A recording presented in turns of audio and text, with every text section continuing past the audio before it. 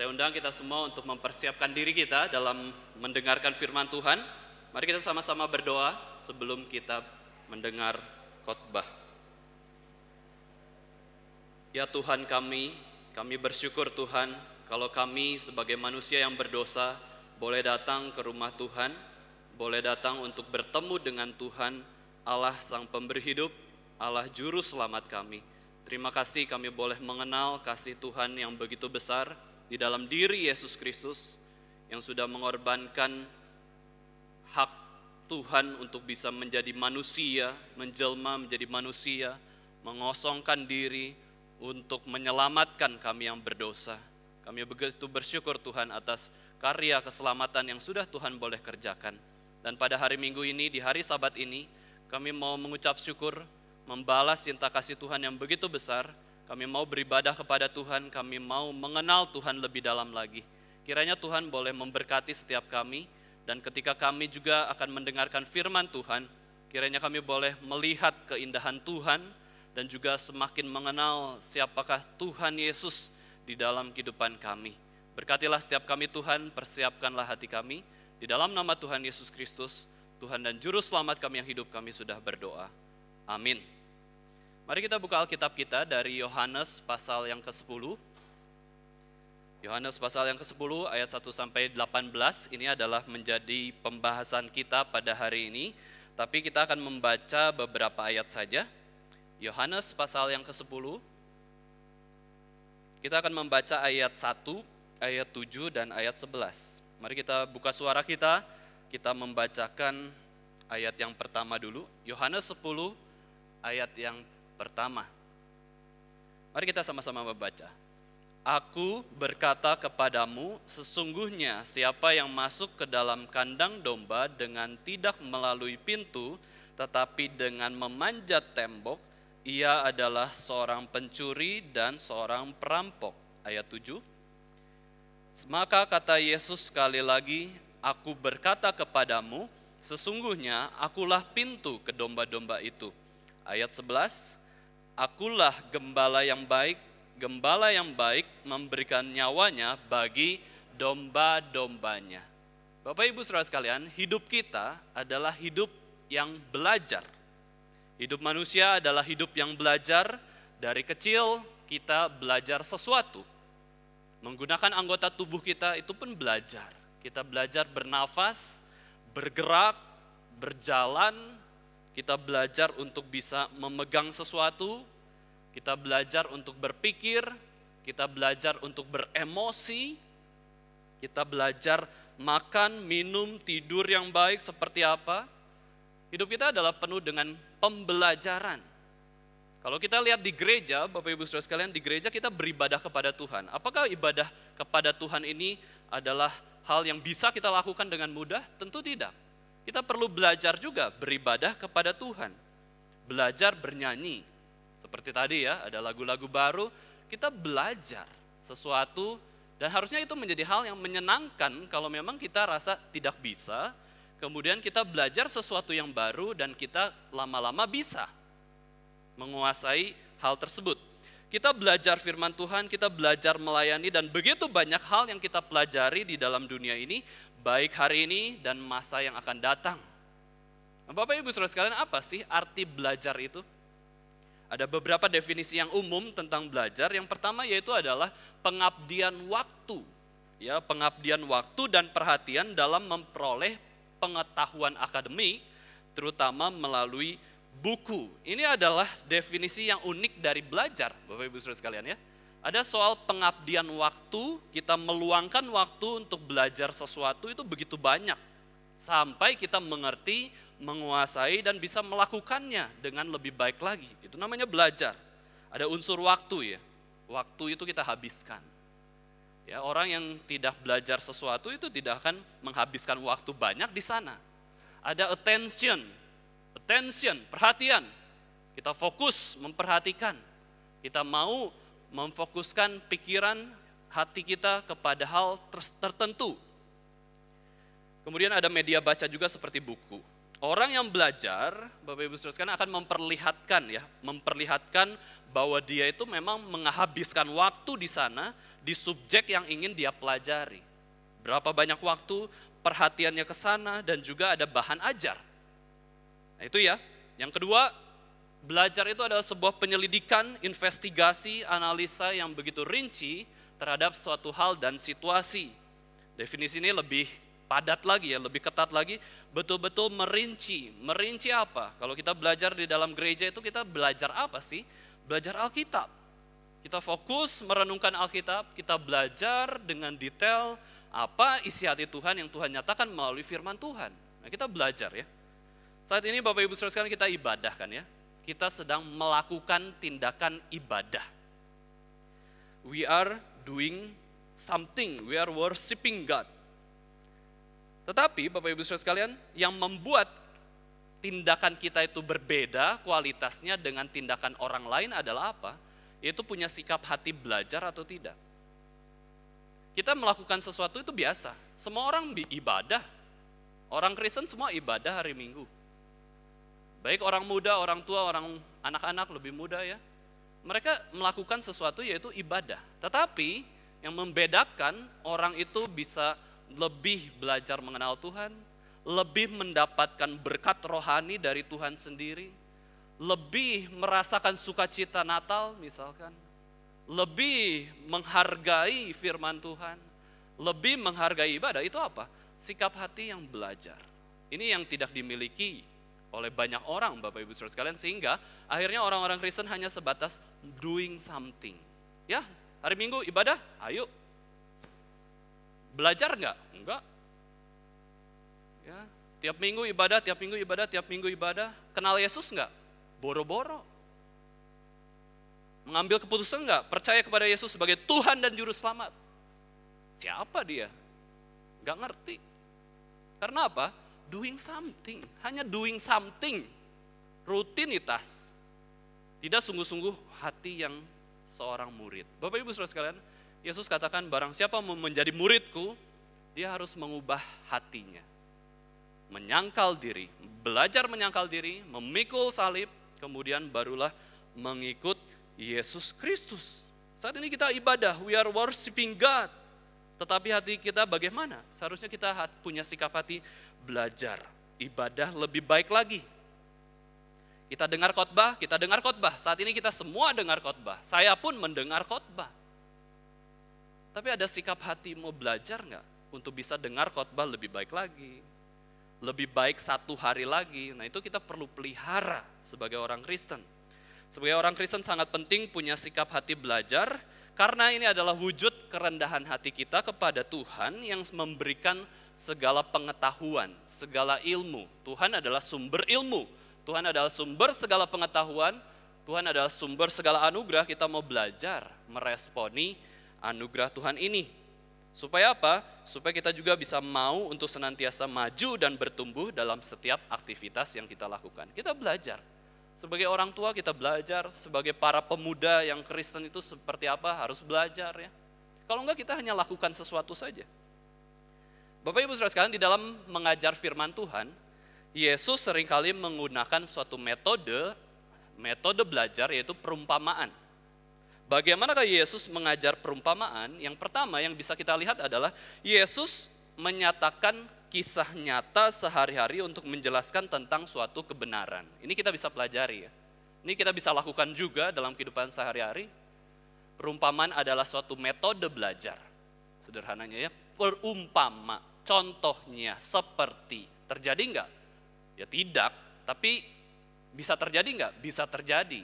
Umpama, misalnya saudara sekalian ya, makan minum saja kita tidak lupa ya, mandi kita tidak lupa, meskipun mungkin ada yang malas mandi ya, malas mandi, tapi kita enggak lupa untuk merawat tubuh kita biasanya. Ya, orang yang normal, orang yang mengasihi dirinya sendiri, merawat tubuhnya, makan, minum, dan lain-lain. Itu tubuh jasmani. Tetapi rohani kok kita bisa lupa? Kita bisa malas saat teduh, kita bisa malas dengar firman, berdoa malas ya. Kenapa ya? Nah ini umpama. Nah ini salah satu metode umpama. Kalau makan minum jasmani saja kita ingat, kenapa makan minum rohani kita tidak ingat? Kalau nonton bioskop saja, Bapak Ibu Saudara sekalian, kita bisa beli tiket jauh-jauh hari, misalkan ya, anggap mau spesial waktunya. Kemudian datang bahkan lebih awal, terus ikut 2 jam fokus, nggak ngantuk sama sekali, fokus kepada layar, 2 jam anggap filmnya. Setelah selesai film, Bapak Ibu Saudara sekalian, kita pun duduk tenang sampai iklan selesai, misalkan kayak gitu ya. Tapi kenapa di ibadah, sudah gratis, ada yang suruh datang bayar ke gereja ini? Nggak ada. Pesan tiket dulu ya, tag kursi. Nah sekarang ada gereja-gereja tertentu yang tag kursi kan ya, memesan kursi karena pandemi ini. Di sini ada memesan kursi? Nggak ada, semua boleh datang. Kalau kepenuhan ada lantai misalkan ya, ada lobby. Nah Bapak Ibu Saudara sekalian sudah datang ke gereja gratis, nggak nyampe 2 jam juga, tapi setelah khotbah pulang. Belum dapat berkat dari Tuhan, sudah pergi. Belum say goodbye sama Tuhan, sudah nyelonong pergi, misalkan kayak gitu ya. Wah, ini kan umpama lagi, ini umpama ya, umpama di bioskop bisa begitu demikian, tapi di gereja demikian. Nah ini adalah kerohanian kita, bisa kita terus didik di dalam sistem pembelajaran tentang perumpamaan ya. Kedua, Yesus juga menjelaskan tentang kisah dunia dengan pesan surgawi. Itu adalah perumpamaan ya, kisah dunia yang sehari-hari. Perumpamaan lalang dan gandum. Ada di satu bidang tanah, sawah misalkan ya. Di situ ada lalang, benalu, ya, tumbuh-tumbuhan liar, dan juga ada gandum. Dua-duanya sama-sama bertumbuh. Nggak bisa dituai, nggak bisa dipotong lalang tersebut, nanti kepotong juga gandumnya. Nah itu seperti apa? Seperti dunia ini, ada orang-orang yang adalah anak Allah, ada anak-anak yang jahat, anak-anak setan, anak-anak iblis yang melawan Tuhan. Semuanya hidup bersama-sama menerima anugerah umum, sampai suatu hari kedatangan Yesus kedua kalinya, itu semua akan dituai. Ya, orang-orang yang percaya kepada Kristus dituai masuk ke surga. Orang-orang yang tidak percaya kepada Kristus, menolak Kristus, dituai masuk ke neraka. Itu adalah perumpamaan ya, sederhana. Yang kita bahas pada hari ini adalah perumpamaan tentang apa? Nanti kita lihat ya, lihat tentang Yesus Kristus memberikan perumpamaan yang sehari-hari pada waktu itu. Kemudian yang ketiga, bagaimana Yesus menyatakan perumpamaan, itu adalah cara utama Kristus untuk mempresentasikan ajarannya itu seperti apa. Yesus sangat suka dengan perumpamaan. Supaya apa? Supaya orang mengerti. Kita ke gereja itu untuk apa? Untuk belajar istilah yang sulit-sulit. Untuk kelihatan pintar sebagai orang Kristen, untuk kelihatan berpengetahuan, untuk kelihatan kudus. Tidak, kita untuk mengerti firman. Mengerti Tuhan itu ngomong apa sih dalam kehidupan kita, itu. Maka dari itu Bapak Ibu Saudara sekalian, ketika pulang dari gereja, ya kita coba belajar mengenal isi hati Tuhan. Tuhan itu ngomong apa sih tadi? Ya, ngomong apa? Sederhana loh, Tuhan itu tidak ribet-ribet ya. Yesus berusaha ajarkan kebenaran dengan sederhana, tidak menjelimet ya, jelimet. Allah itu ingin dikenal dan diingat, dikenal, dikasihi oleh umatnya. Itu kenapa Allah Yesus Kristus mewahyukan dirinya dan ajarannya. Yang keempat, biasanya perumpamaan itu diceritakan dengan narasi tunggal yang ketat dan jelas ya. Narasi satu aja, narasi, singkat kan? Ya, narasi Yesus Kristus itu singkat aja, nggak panjang-panjang, supaya jelas. Narasi tunggal, kisah yang jelas, yang padat ya, ketat, padat, lengkap, dan Yesus menjelaskan artinya juga. Tetapi yang terakhir, ini yang sulit kita mengerti ya Bapak Ibu Saudara sekalian, perumpamaan juga itu berfungsi ganda. Meskipun sudah sejelas-jelasnya Bapak Ibu Saudara sekalian, sejelas-jelasnya dijelaskan, kisahnya begitu jelas, ada orang-orang tertentu yang akhirnya tidak mengerti, karena belum dapat anugerah. Bahkan ada orang yang menolak Yesus, dan Yesus pun akhirnya tidak membukakan wahyu, penyingkapan, pesan kepada dia. Akhirnya mereka tidak mengerti, karena memang itu adalah satu bentuk bagaimana orang itu belum menerima anugerah ya. Yang mengerti mayoritas adalah murid-murid Yesus Kristus, dapat mengerti perumpamaan dengan langsung, dengan jelas. Tetapi yang tidak mengerti, ya ada juga sebagian orang, rata-rata itu bukan murid Yesus. Mereka tidak terlalu jelas, sulit mengerti. Karena belum dibukakan kepada mereka. Nah ini ya, meskipun kita sudah belajar mati-matian, kalau Tuhan tidak membukakan itu, kita nggak akan bisa ngerti. Tidak cukup ya punya sikap hati yang belajar, tapi juga memiliki sikap hati yang bergantung pada anugerah Tuhan. Dalam Yohanes pasal 10 ini Bapak Ibu Saudara sekalian, Yesus menggunakan perumpamaan dalam menjelaskan tentang siapakah dirinya dan siapakah umatnya. Ini perumpamaan Yesus yang kita bahas dalam Yohanes pasal 10. Yesus gunakan gambaran tentang kandang domba, gambaran tentang gembala, gambaran tentang kawanan domba, pencuri, dan perampok. Gambaran ini Bapak Ibu Saudara sekalian adalah gambaran yang umum di daerah Palestina pada masa Yesus Kristus. Gambaran tentang gembala dan domba itu umum sekali. Banyak yang bekerja sebagai gembala domba, orang-orang yang mendengarkan Yesus itu berkumpul dan mereka tahu bahwa memelihara domba itu bukanlah hal yang mudah. Meskipun pekerjaan itu dianggap remeh, tetapi itu bukan pekerjaan yang mudah pada waktu itu. Karena apa? Karena menghadapi keadaan yang sulit dan seringkali berbahaya, mengancam diri si gembala tersebut. Ingat Bapak Ibu Saudara sekalian kisah Daud yang masih remaja, masih muda. Daud itu sangat rendah hati ya. Waktu kecil jadi masih remaja, dia mau menggembalakan domba-domba ayahnya. Dia mau bekerja. Dan kemudian Daud pernah mengatakan dalam 1 Samuel 17 ayat 34 sampai 35, Daud mengatakan bahwa tetapi Daud berkata kepada Saul. Daud yang masih muda ini berkata kepada Saul, hambamu ini biasa menggembalakan kambing domba ayahnya. Apabila datang singa atau beruang yang menerkam seekor domba dari kawanannya, maka aku mengejarnya. Apakah sudah mati atau belum itu enggak masalah. Domba itu apakah sudah mati atau belum, aku ingin mengejar domba tersebut meskipun sudah dibawa oleh singa atau bahkan beruang. Aku akan kejar, aku akan hajar beruang, aku akan hajar singa, dan aku akan membawa domba itu dari mulut mereka. Kemudian apabila ia berdiri menyerang aku, maka aku akan menangkap janggutnya dan menghajar dan membunuh pemangsa tersebut. Wah, ini hati gembala itu ya, Bapak Ibu Saudara sekalian. Hati gembala itu bukan yang tenang, ya baik, itu betul. Di rumah dia baik, tapi begitu ada yang mengancam domba-dombanya, dia bisa galak sekali. Membela maksudnya ya, bukan galak tak terarah ya, bukan galak dengan membenci atau egois, tapi berani untuk membela domba-dombanya. Ini adalah pekerjaan gembala, penuh dengan bahaya. Nah sekarang kita akan bahas perikop yang sudah kita baca di dalam 3 bagian singkat. Bagian yang pertama Bapak Ibu Saudara sekalian di ayat 1 sampai 6. Ini adalah perumpamaan Yesus yang pertama, yaitu perumpamaan kandang domba atau the sheepfold ya. Perumpamaan tentang kandang domba. Yesus berkata, aku berkata kepadamu, truly, truly I say to you. Truly, truly. Bayangin ya, waktu Yesus mengajarkan sesuatu itu dia yakin sekali.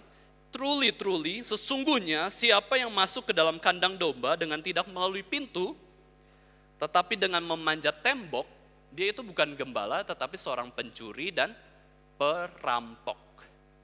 Ini Yesus kasih perumpamaan sangat singkat, kandang domba. Nah kandang domba pada waktu itu, di zaman dulu adalah sebidang tanah yang tertutup dengan sebidang batu, atau boleh dengan kayu ya. Tidak selalu harus dengan batu, tapi kayu yang agak tinggi supaya dombanya tidak loncat dari kandang tersebut. Untuk menjaga domba tetap aman dari segala bahaya, mereka buat kotak kayak gitu ya, atau lingkaran, tidak apa-apa, supaya domba itu di sekitar situ. Nggak ada serigala datang, nggak ada yang mengganggu, singa mungkin ya, ataupun binatang-binatang yang buas.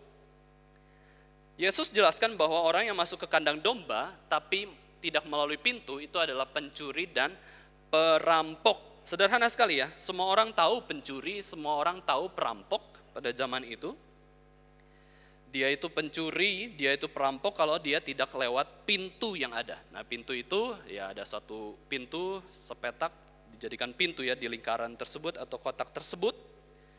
Bukan orang yang mau memelihara dan menjaga domba, itulah pencuri dan perampok. Ya, pencuri dan perampok bukan mau mengasihi domba-dombanya, merawat, melihat, menghitung jumlahnya tepat enggak? Ya, jangan-jangan ada yang hilang. Enggak. Pencuri dan perampok justru menghilangkan domba itu, merusak, mengeksploitasi bisa membunuhnya, bahkan membinasakan. Bapak Ibu Saudara sekalian, pencuri dan perampok ini adalah ya orang jahat ya, sederhana sekali. Gembala ini dijelaskan sebagai tokoh yang baik. Gembala itu baik, pencuri dan perampok itu jahat. Mereka berdua itu bertentangan di dalam berelasi dengan domba pada waktu itu ya. Si gembala merawat, si pencuri dan perampok itu justru menghancurkan domba tersebut. Pencuri dan perampok melanggar hukum keberapa Bapak Ibu Saudara sekalian? Hukum Taurat keberapa? Mereka melanggar hukum Taurat yang ke-8. Mencuri dan merampok adalah dosa. Ya. Mencuri dan merampok adalah dosa terlepas apa yang kita curi, apa yang kita rampok. Kalau mencuri dan merampok materi itu biasa, kita bisa belajar dari berita-berita di dunia ini. Hati nurani kita juga mengatakan, wah kalau kita ambil tisu di sini punya gereja, kita mencuri, salah ya, malu. Tapi Bapak Ibu Saudara sekalian, lebih dalam dari itu, mencuri dan merampok itu bukan sekedar materi saja, tapi rohani juga ya. Orang-orang yang dicuri hatinya, tidak mengenal Tuhan, menjauh dari Tuhan, atau orang-orang yang mencuri kemuliaan Tuhan, ambil untuk diri, memuji diri sendiri, itu pun mencuri. Nah Bapak Ibu Saudara sekalian, bicara soal pencurian dan perampokan, ini sebenarnya dibedakan ya, definisinya. Bedanya pencuri dan perampok adalah, pencuri memang orang yang mengambil sesuatu milik orang lain, tapi korbannya itu tidak menyadarinya, kayak gitu kan ya. Jadi mencuri dengan diam-diam, baru sadar setelah barangnya hilang, atau kepemilikannya hilang. Jadi pencuri ini lebih lihai, kurang lebih kayak gitu ya, kurang lebih lembut kayak gitu ya, silent. Tetapi sebagai perampok itu mengambil milik barang orang lain juga, tetapi dengan paksaan, kekerasan, dan korbannya itu sadar ini perampok, ini ada pencuri, ya, merampas kepemilikan dengan kejam, bahkan bisa membunuh dan melukai korbannya. Nah, itu mengerikan ya. Mereka itu orang yang sungguh-sungguh jahat, pencuri dan penjahat, perampok. Dan kita tahu domba di tangan orang asing, di tangan para pencuri dan perampok berada dalam bahaya yang besar. Tidak seperti di tangan gembala. Lalu bagaimana dengan sang gembala? Yohanes 10 ayat 2-4 itu mengatakan bahwa tetapi siapa yang masuk melalui pintu ia adalah gembala domba. Untuk si gembala tersebut penjaga membuka pintu dan domba-domba itu langsung dengerin suaranya. Langsung ada mood yang berubah dari domba-domba, dia happy. Langsung dengar-dengaran suara gembalanya. Kemudian si sang gembala itu memanggil domba-dombanya masing-masing menurut namanya. Jadi tahu ya nama-namanya, tahu, dan akhirnya menuntunnya keluar. Domba-domba itu keluar untuk apa? Untuk mendapatkan makanan, minuman, kesegaran, jalan-jalan. Ya, jalan-jalan. Seneng. Ya, binatang-binatang tertentu itu sebenarnya senang jalan-jalan. Dikasih kesegaran, dikasih makan, minum. Itu kalau bayangan kita sekarang, Bapak Ibu Saudara, kita hangout, keluar, makan, minum, jalan-jalan sama teman-teman, kurang lebih gitu ya, senang, happy. Nah, gembala itu seperti itu ya. Di sini kita bisa lihat ciri-ciri gembala dan dombanya. Gembala itu masuk melalui pintu tanpa ada ketakutan, tanpa diam-diam. Dia jejakan kakinya dengan keras juga nggak apa-apa, dia mau masuk pintu dengan mudah. Kalau dia gembala yang cukup mapan, ada penjaga pintu yang disewa, dia jagain di situ. Yaitu gembala yang mapan. Tapi biasanya gembala-gembala dia sendiri yang menjaga pintu. Pada waktu malam, pada waktu jam-jam tertentu, shift-shiftan. Ya, shift-shiftan dengan gembala-gembala yang lain, bisa aja. Kira-kira jam yang berbahaya itu di mana mereka jaga. Tapi kalau cukup aman, mereka ya udah pergi aja. Kan udah ada pintu dan batu. Nah itu adalah gembala ya. Dan para domba pun sudah antisipasi suara gembala, mendengar suara gembalanya. Gembala itu memanggil domba-domba menurut namanya. Nah ayat kelima, Yohanes 10 ayat kelima, Bapak Ibu Saudara, di situ dikatakan bahwa tetapi seorang asing pasti tidak mereka ikuti. Pencuri dan perampok, mereka domba-domba itu kabur, mereka lari daripadanya karena the voice of strangers. Suara orang-orang asing. Itu kita langsung kabur. Itu domba-domba itu langsung kabur. Takut, bersuara. Ya, mereka nggak mau mendekati si penjahat tersebut. Dan yang keenam, Bapak Ibu sekalian, dikasih kesimpulan oleh Rasul Yohanes, itulah yang dikatakan Yesus dalam perumpamaan, figur, gambaran kepada mereka. Tetapi mereka tidak mengerti apa maksudnya, ia berkata demikian kepada mereka.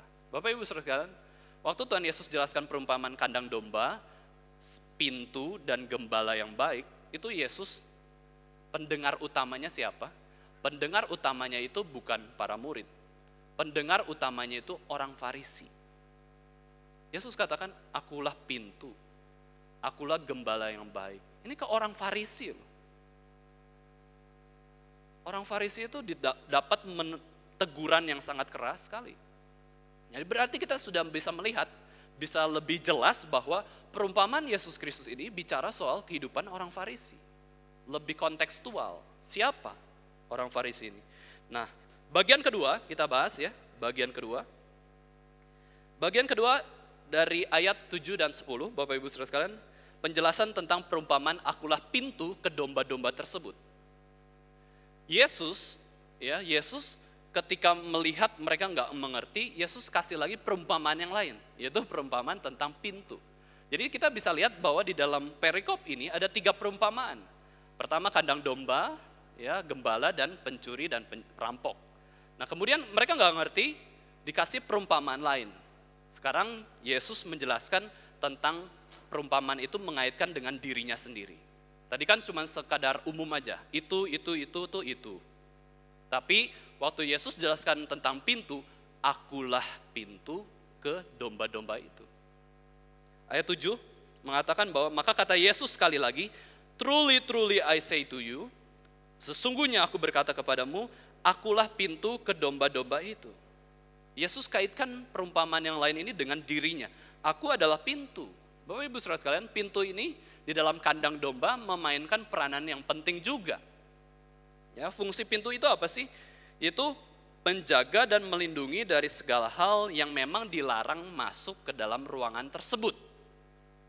Ya, yang dilarang masuk ke dalam ruangan tersebut itu dikunci oleh pintu, dibatasi oleh pintu. Apa yang dilarang masuk ke dalam kandang domba itu? Ya, binatang-binatang buas yang mengancam nyawanya. Apa yang dilarang masuk ke tempat ibadah ini, Bapak Ibu Saudara sekalian? Tikus, misalkan ya, itu dilarang. Itu gunanya pintu. Kucing, anjing, nggak boleh mengganggu ruangan ini. Nah itu dilarang kan ya. Nah pembatasnya itu apa? Ya pintu. Ya pintu ini membatasi ruangan satu dengan ruangan yang lain, tetapi juga bisa menghubungkan ruangan satu dengan ruangan yang lain. Ini paradoks pintu ya. Pintu itu menghubungkan sekaligus memisahkan. Yesus itu menjadi penghubung ke domba-domba menuju dunia luar, makanan dan kenyamanan domba tersebut. Dan masuk ke kandang kayak gitu ya, kandang dan dunia luar. Jalan masuk dan jalan keluar dari 2 tempat yang berbeda, inilah pintu ya. Ya, ini adalah pintu, jalan masuk dari dan keluar dari 2 tempat yang berbeda. Ayat 8, semua orang yang datang sebelum aku adalah pencuri dan perampok, dan domba-domba itu tidak mendengarkan mereka. Bapak Ibu Saudara sekalian, sekarang Yesus sudah semakin jelas menjelaskan tentang perumpamaan ini, bahwa setiap orang yang sebelum aku, ya sebelum aku nih, sudah datang, sudah lahir duluan, itu bukanlah gembala, tetapi pencuri dan perampok. Siapa yang mendahului Yesus Kristus? Wah, orang-orang kemudian mulai berpikir, maksudnya siapa sih? Yesus baru kok muncul beberapa waktu ini, berbulan-bulan ini. Sebelum Yesus itu siapa? Wah, kemudian orang Farisi mikir lagi. Yesus ini tugasnya memberitakan firman, mengajar kebenaran, memperkenalkan Allah. Loh, itu kan tugas kami. Itu kan tugas orang Farisi, ahli Taurat. Maksud Yesus itu kami adalah pencuri dan perampoknya. Wah, ini orang Farisi mulai gentar ya. Semakin lama semakin mengerti mereka. Oh, ini maksudnya Yesus tuh kami pencuri dan perampoknya. Yesus yang gembalanya nih. Yesus yang pintunya. Bapak Ibu sekalian, Yesus memberikan istilah yang lebih jelas, progresif ya. Bapak Ibu sekalian, progresif. Orang yang datang sebelum Yesus adalah pencuri dan perampok. Tentu ini bukan literal pencuri dan perampok. Tetapi ini adalah mengacu kepada siapa? Mengacu kepada pemimpin-pemimpin Yahudi. Orang-orang yang mengenal hukum Taurat, orang-orang yang mengenal Allah. Bapak Ibu Saudara sekalian, siapa? Orang-orang Farisi, ahli Taurat, imam kepala. Orang yang dipercaya firman, orang yang dipercaya anugerah, pengenalan akan Allah, mereka semua. Tapi Yesus katakan mereka itu pencuri dan perampok, mereka itu nabi palsu, mereka itu pemimpin yang tidak bertanggung jawab, yang tidak membawa orang kepada pengenalan akan Allah yang benar, tidak membawa orang kepada firman Tuhan, kehendak Allah yang sejati, kehidupan yang berkenan, itu adalah orang Farisi. Sedangkan Yesus itu berbeda. Ya, Yesus justru membawa orang kepada Allah. Yesus mengkontraskan dirinya dengan para pendahulunya yang mengacu kepada para pemimpin Yahudi. Yesus sendiri adalah imam, Yesus sendiri adalah nabi, Yesus sendiri adalah raja. Nah, Bapak Ibu Saudara sekalian, kita yang sudah percaya kepada Yesus Kristus, kita ini adalah umat pilihan Allah. Jangan sampai kita menjadi pencuri dan perampok. Jangan sampai demikian. Ya, kita punya tugas memberitakan Injil, menjadi berkat bagi orang-orang yang belum kenal Allah, melindungi umat Allah. Yesus menyatakan bahwa dirinya berbeda dengan gembala yang tidak mementingkan domba-dombanya, gembala yang palsu. Ya, para pemimpin agama itu mementingkan diri sendiri, mereka cari uang. Alkitab pernah menyatakan bahwa orang-orang Farisi ahli Taurat itu adalah hamba uang kok, hamba uang, hamba hormat, hamba nafsu, hamba dosa. Wah, itu berat sekali ya. Teguran ini begitu keras kepada orang Farisi. Begitu mengerikan. Lalu Yesus mengatakan kedua kalinya, I am the door, akulah pintu, barang siapa masuk melalui aku, ia akan selamat dan ia akan masuk dan keluar dan menemukan padang rumput. Jalan masuk dan jalan keluar itu adalah gambaran tentang Yesus Kristus secara rohani ya. Dan Tuhan Yesus menggunakan pintu kandang domba. Pintu kandang domba itu digambarkan dengan Yesus Kristus sendiri. Jalan masuk menuju keselamatan, yaitu kandang, dan jalan keluar menemukan padang rumput. Ya, kehidupan, pemeliharaan, itu Yesus Kristus. Secara rohani, Bapak Ibu Saudara sekalian, kita dapat menemukan jalan masuk kepada keselamatan itu kepada siapa? Di dalam Yesus Kristus. Percaya Yesus, maka kita memasuki keselamatan. Sudah di kandang domba tersebut. Tapi kemudian kita keluar, maksudnya jalan keluar bagaimana? Jalan keluar dari segala dosa-dosa kita itu di Yesus Kristus juga. Dan jalan keluar untuk apa? Untuk bersaksi, memberitakan Injil itu kepada di dalam Yesus Kristus juga. Di luar Yesus Kristus, kita tidak bisa apa-apa. Tanpa Yesus kita nggak ada jalan masuk keselamatan, jalan keluar dari dosa, jalan keluar untuk melayani Tuhan. Nggak ada. Yesus Kristus ini adalah pribadi yang paling penting, yang harus kita kenal. Oke lah, kita nggak tahu doktrin yang lain, asal kenal Yesus, itu sudah luar biasa. Kalau yang belajar doktrin lain ya puji Tuhan ya, kita ada PA, kita ada STRIS ya, Sekolah Tinggi Reform Injili untuk Kaum Awam, STRISKA di Surakarta ini, itu luar biasa, itu bagus. Tapi kalau nggak kenal Yesus Kristus tapi belajar doktrin itu seperti orang Farisi. Ya, mereka belajar doktrin dulu, aneh ya. Doktrin dulu, padahal yang utama adalah mengenal Yesus dulu. Ya, mengenal pribadinya dulu. Ayat 10, Yohanes 10 ayat 10 mengatakan bahwa pencuri datang hanya untuk mencuri dan membunuh dan membinasakan. Aku datang supaya mereka mempunyai hidup dan mempunyai dalam segala kelimpahan. Ini ya. Yesus Kristus Sang Gembala menyatakan tujuannya datang ke dalam dunia, yaitu memberikan kita hidup, dan hidup itu bukan sekedar hidup, melainkan hidup yang berkelimpahan. Berkelimpahan apa? Berkat rohani, bukan berkat jasmani ya. Yesus datang itu untuk membawa kita kepada kelimpahan berkat rohani, mengenal Tuhan lebih dalam lagi. Yesus itu pintu ya, dia penghubung menuju surga dan Allah Bapa, ya. Tetapi juga dia pemisah dengan pergaulan yang buruk, dengan dosa-dosa, Itu Yesus pemisah. Yesus itu batu penjuru supaya kita bisa mengenal Allah Bapa, tapi Yesus juga adalah batu sandungan supaya orang tidak bisa mengganggu umat Allah. Nah, di sini kita bisa belajar bahwa gembala sejati pintu adalah Yesus Kristus, pencuri dan perampok itu adalah ahli Taurat, imam, Farisi yang tidak gembalakan umat Allah dengan baik, dengan bertanggung jawab, itu adalah orang Farisi, imam, ahli Taurat, pemimpin upahan. Dan Matthew Henry katakan kandang domba, ya, Matthew Henry katakan kandang domba ini adalah gambaran tentang gereja Tuhan. Gereja Tuhan, tempat berkumpul anak-anak Allah. Kita di gereja itu aman. Meskipun Bapak Ibu Saudara sekalian ya, di dalam PA kemarin, Vikaris Lukman jelaskan bahwa orang pun bisa terhilang dalam gereja. Di gereja pun ada lalang, ada gandum.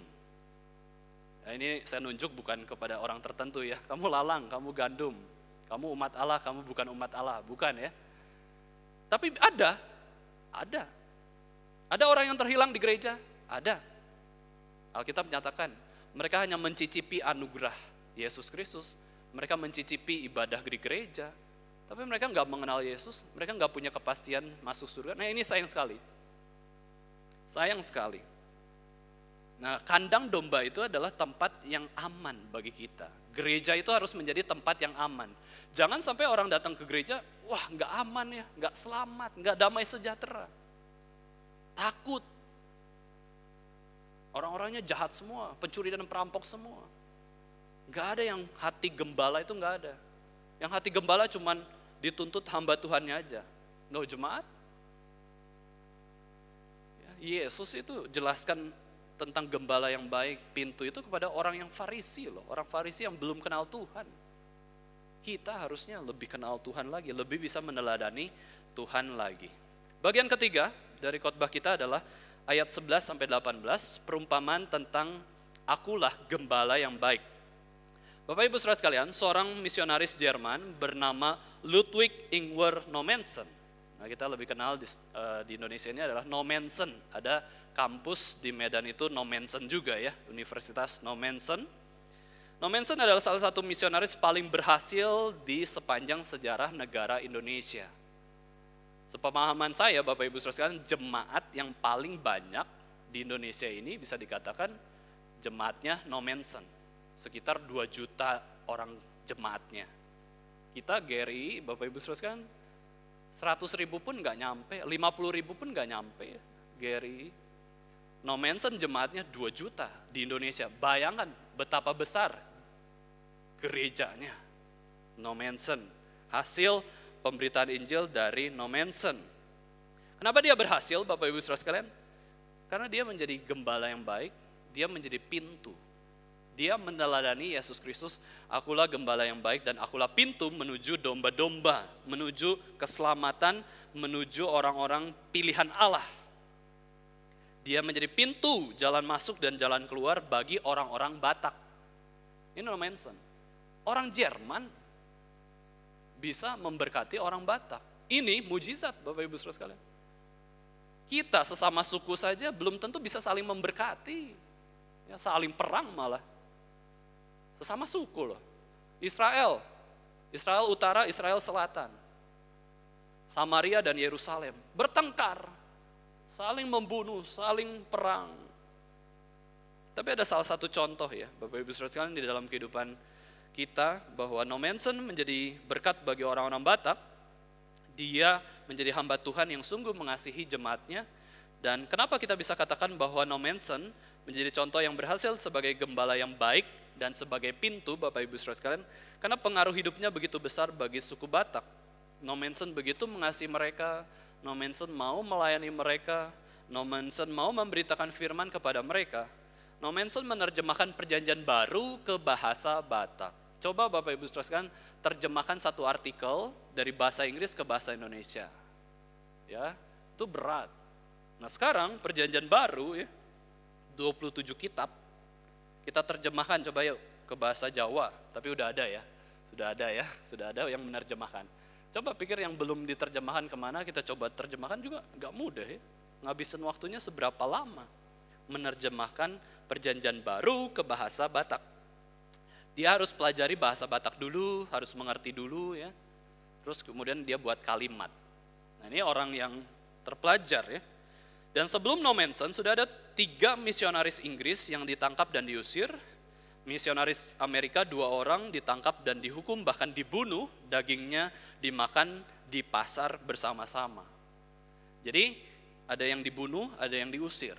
No Man's Land datang, ya puji Tuhan, dia diterima oleh orang-orang Batak.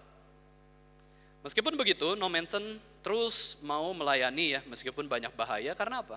Tadi, hati gembala ya, hati gembala yang baik. Yang menyerahkan nyawanya untuk domba-dombanya. No Man's Land anggap, di antara seluruh banyak orang Batak, Bapak Ibu Saudara sekalian, pasti ada umat Allah. Gak mungkin, di antara berjuta-juta orang Batak itu gak ada umat Allah satupun. Maka dengan iman, No Man's Land berangkat dari Jerman menuju Indonesia dan mengabarkan Injil di sana, di Indonesia. Padahal No Man's Land itu bukan keluarga yang cukup ya. Dia lahir di keluarga yang miskin.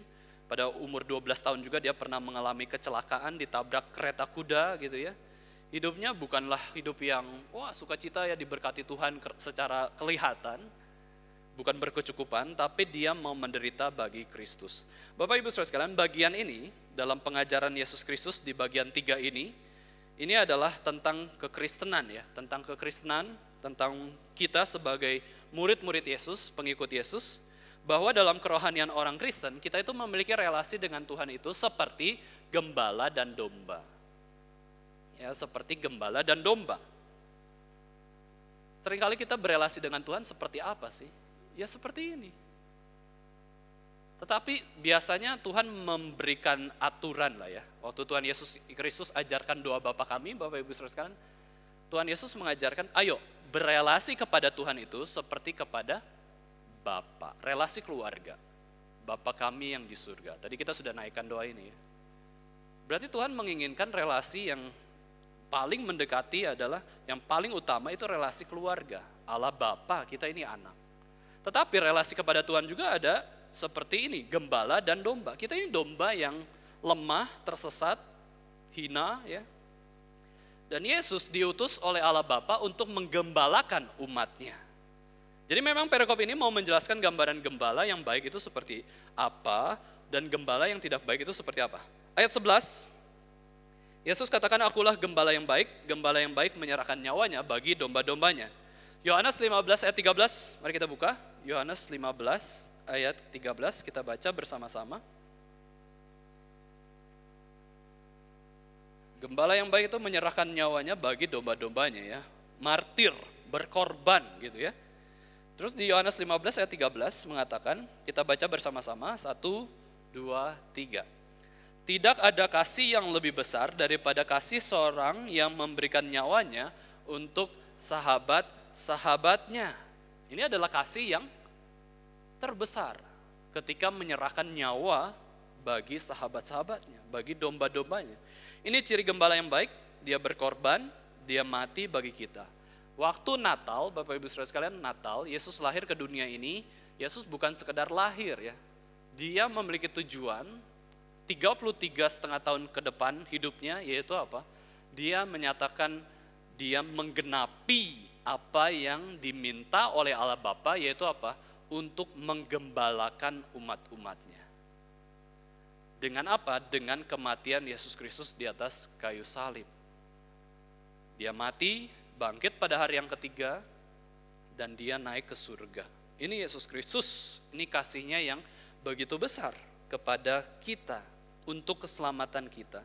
Sedangkan orang upahan yang bukan gembala dan yang bukan pemilik domba-domba itu sendiri, ketika melihat serigala datang, meninggalkan domba-domba itu lalu lari, sehingga serigala itu menerkam dan mencerai-beraikan domba-domba itu. Nah, ini adalah upahan ya. Gembala yang palsu atau orang upahan yang dibayar, Bapak Ibu Saudara sekalian, dia tidak akan menjaga domba dengan baik, justru menelantarkan, lari. Siapa itu? Ahli Taurat, imam, orang Farisi.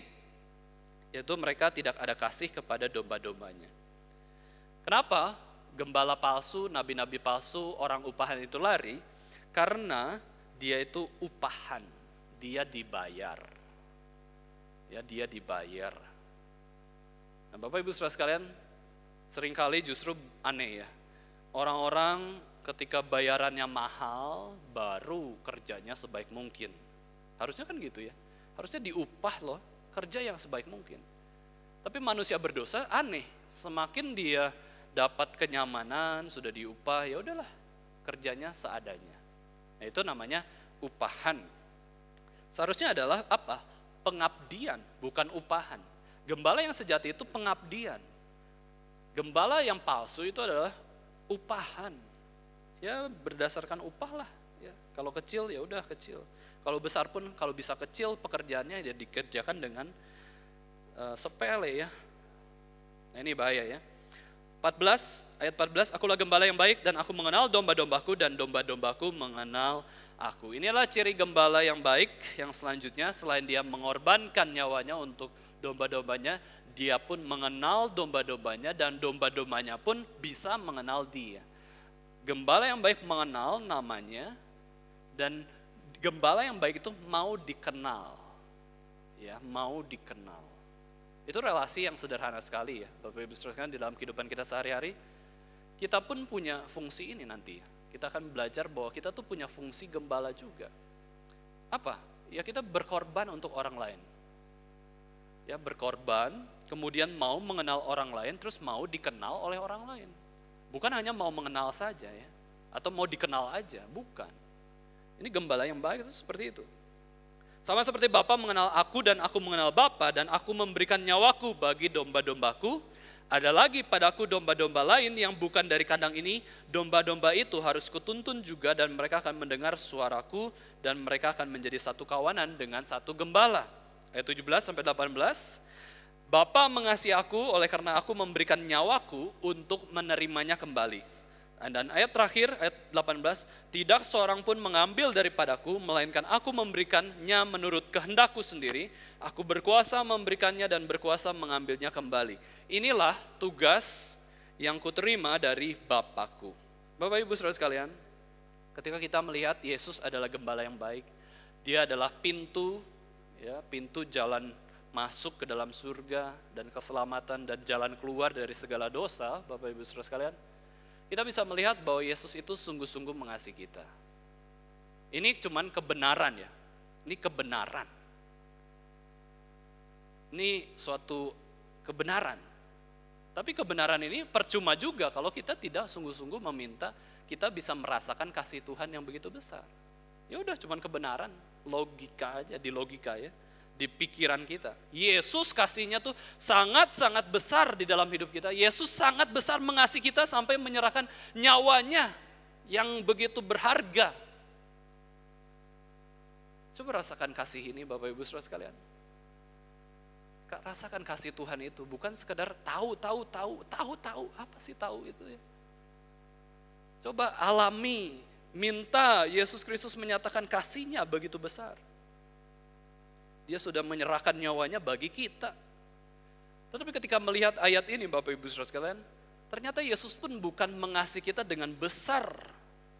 Dia bukan sekedar mengasihi domba-dombanya, tetapi Yesus juga mengasihi pengutusnya, yaitu Allah Bapa. Maka dari itu Bapak Ibu Saudara sekalian, waktu kita semakin mengasihi Yesus Kristus, kita pun akan mengasihi apa yang dikasihi oleh Yesus Kristus. Apa sih yang dikasihi oleh Yesus Kristus? Allah Bapa, Allah Roh Kudus. Satu Tuhan, tiga pribadi. Ini yang dikasihi oleh Yesus Kristus. Yesus Kristus itu mengasihi Bapa. Bapa merasakan kasih Yesus ketika Yesus mati di atas kayu salib.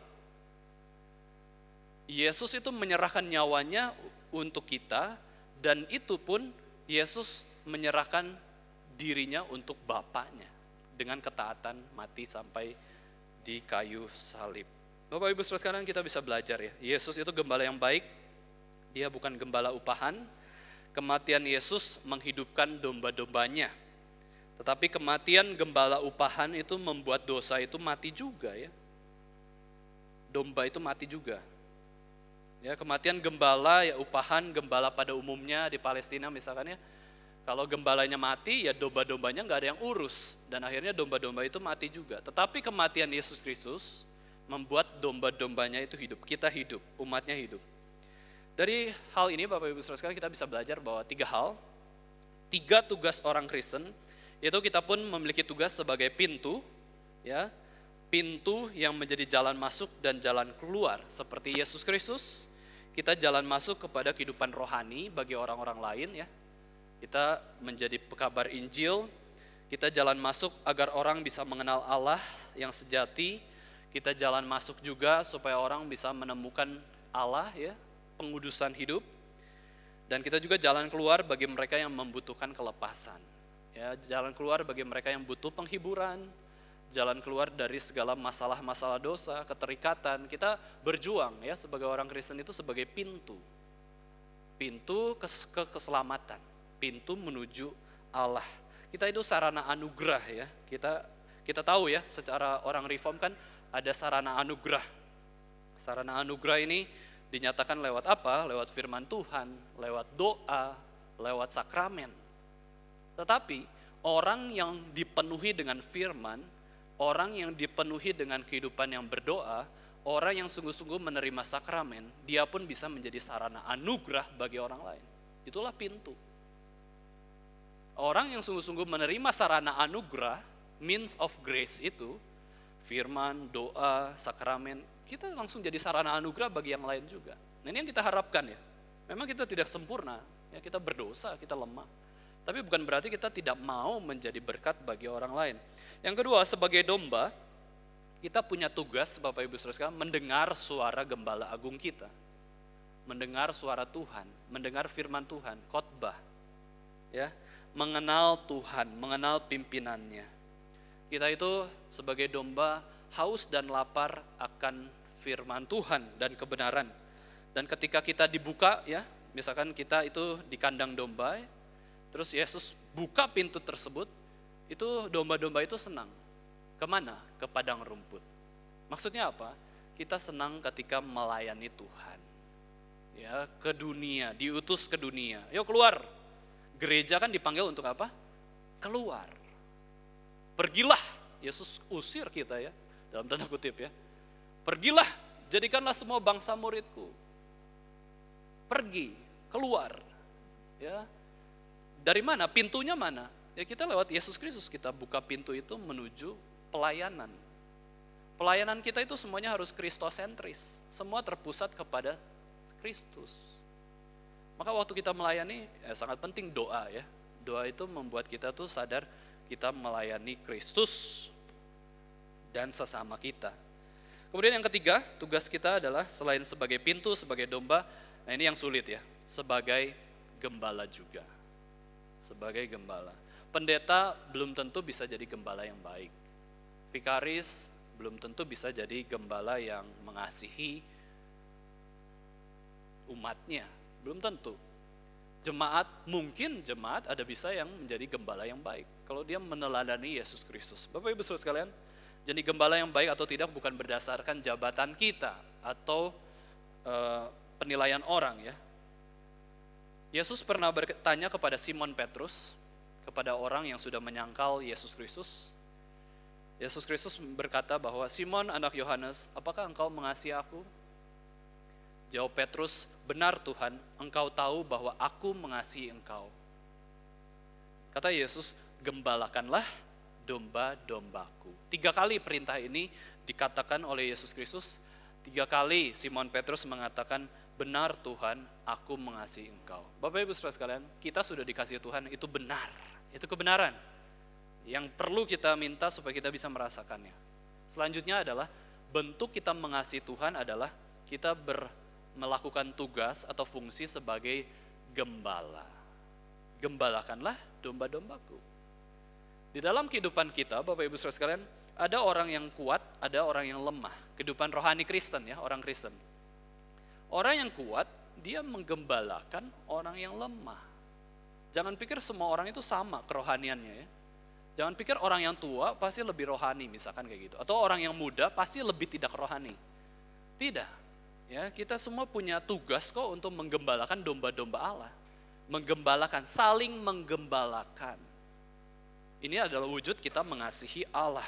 1 Petrus 5 ayat 2, Setelah Yesus diperintahkan oleh Yesus Kristus, setelah Petrus diperintahkan oleh Yesus Kristus untuk menggembalakan domba-domba Yesus, Petrus mengatakan, gembalakanlah kawanan domba Allah. Mari kita lihat 1 Petrus 5 ayat 2. 1 Petrus 5 ayat 2. Setelah dia diperintahkan, dia memerintahkan. 1 Petrus 5 ayat yang ke-2. Ini nasihat kepada para penatua atau para pemimpin gereja, lebih khusus ya. Tetapi bukan berarti yang jemaat tidak bisa menggembalakan kawanan domba Allah. Mari kita baca bersama-sama, kita buka suara. 1 Petrus 5 ayat 2. Gembalakanlah kawanan domba Allah yang ada padamu jangan dengan paksa, tetapi dengan sukarela sesuai dengan kehendak Allah, dan jangan karena mau mencari keuntungan, tetapi dengan pengabdian diri. Bapak Ibu Saudara sekalian, ingat apa definisi belajar? Ada pengabdian waktu, ada pengabdian perhatian, ada pengabdian pengetahuan. Menggembalakan itu dengan pengabdian ya, dengan pembelajaran. Kita semua sama-sama belajar kok sebagai orang Kristen seperti apa. Ya. Nah ini, Yesus Kristus diutus oleh Allah Bapa untuk menggembalakan umatnya, yaitu kita. Pada waktu orang-orang Majus dari timur menanyakan kepada Raja Herodes, di manakah raja orang Yahudi yang baru lahir itu? Para imam kepala dan ahli Taurat menjawab, di Bethlehem, tanah Yudea. Akan bangkit seorang pemimpin, dan dikatakan di ayat tersebut, dia adalah pemimpin yang akan menggembalakan umatnya Israel. Yesus lahir ke dunia ini, Bapak Ibu Saudara sekalian, dia jadi bayi untuk menjadi gembala bagi kita semua. Yesus lahir untuk menggembalakan kita. Dia menggembalakan dari kecil. Dari bayi, anak-anak, remaja, pemuda, sampai mati, dia terus menggembalakan kita. Menggembalakan bukan soal umur, bukan soal jabatan. Menggembalakan adalah soal kita mengasihi Tuhan atau tidak. Yesus datang ke dunia, dia hadir menggembalakan umatnya.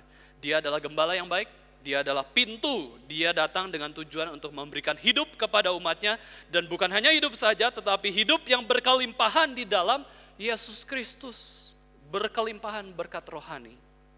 Ketika merenungkan bagian Yohanes 10 ini, Bapak Ibu Saudara sekalian, saya teringat Mazmur Daud di Mazmur pasal 23.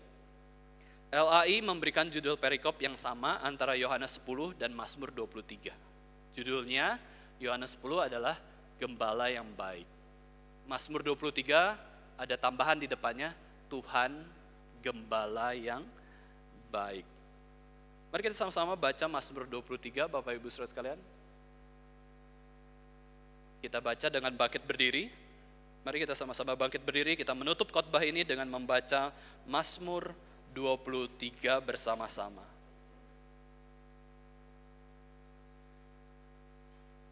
Mari kita sama-sama baca Mazmur 23 seluruh ayatnya. 1, 2, 3. Mazmur Daud, Tuhan adalah gembalaku, takkan kekurangan aku.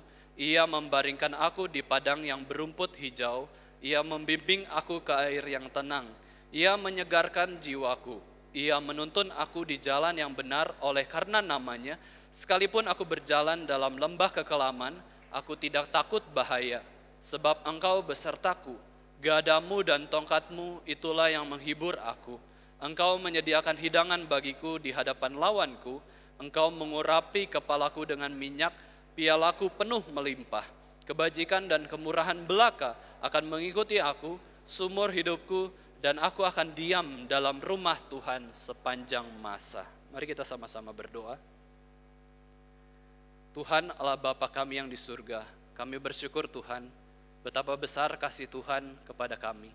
Engkau sudah menciptakan dunia ini, Engkau sudah memelihara dunia ini, bahkan menyediakan jalan keselamatan untuk kami semua. Engkau Allah Bapa sudah mengirimkan Tuhan Yesus Kristus ke dalam dunia untuk menjadi pintu bagi kami, untuk kami bisa menerima segala berkat keselamatan dan berkat pemeliharaan Tuhan. Dan juga Tuhan Yesus sudah menjadi gembala jiwa kami, yang senantiasa mengasihi kami, memperhatikan kami, dan juga menguatkan kami di masa-masa sulit kami. Terima kasih Tuhan, Engkau begitu baik dalam hidup kami. Engkau sudah menyediakan Yesus Kristus. Engkau juga sudah mengutus Roh Kudus, di mana kami boleh dipimpin oleh Roh Kudus menjalani kehidupan sehari-hari untuk bisa menaati firman Tuhan.